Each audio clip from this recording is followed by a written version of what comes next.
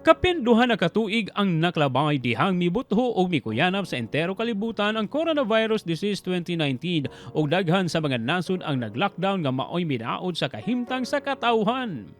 Gumikan sa pandemya, daghan ang nawad-an og trabaho ug naglisod sa kinabuhi hatod sa mga kumpanya nga nanirado nunot sa paghag sa usab sa ekonomiya tungod sa epekto sa COVID-19. Tungod sa paghampak sa pagsuway, daw gilinog ang pagsalig sa tawo ug ang pagtuo daw nawad-an og gahom sa kinabuhi diin dunay pipila na pakyas na sa pagpahimuot sa Ginoo.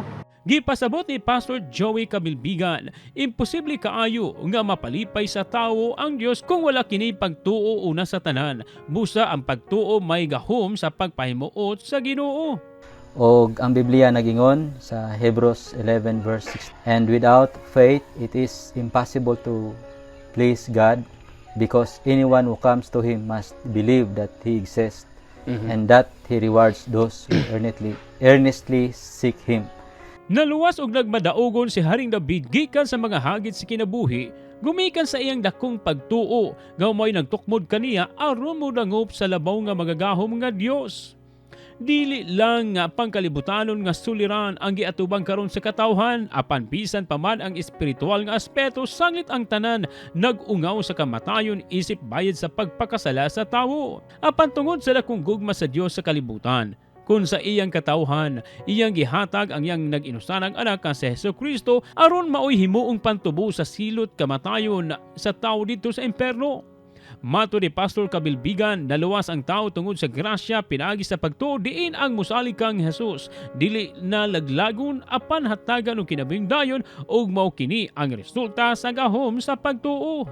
According sa gitudlo, gibuhat ni Jesus Christ ug sa iyang pagpanudlo, ang pagtuo mao'y requirements sa tao aron makadawat og kinabuhing walay katapusan. No, isama sa gingon niya sa John 3 verse 16. Kay gihigugma pag-ayo sa Dios ang kalibutan, o gihatag niya iyang bugtong anak, no, nga ang bisan kinsa nga mutuo niya dili mawala kundi hatagan og kinabuhing walay katapusan. So makita nato dito ang faith, ang gahom sa pagtuo.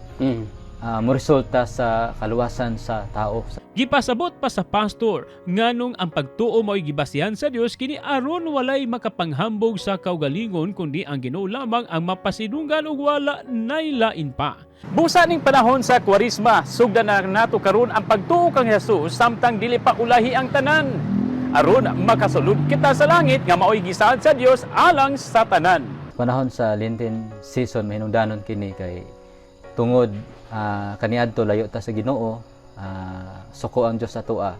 Apan tungod sa gugma sa Dios yang ipadala si Jesus Christ alang kanatong tanan, og wala na lain pang mga requirements aron sa alang sa atong kaluwasan, no, dili sa mayong pagbuhat og maayo kundi ang Dios mismo nag-required sa atoang pagtuo, pagsalig diya kang Jesus Christ, aron kitang tanan maluwas. Alang sa DXDC Holy Week Special, Radyoman Joel Bray Tatak, Amen!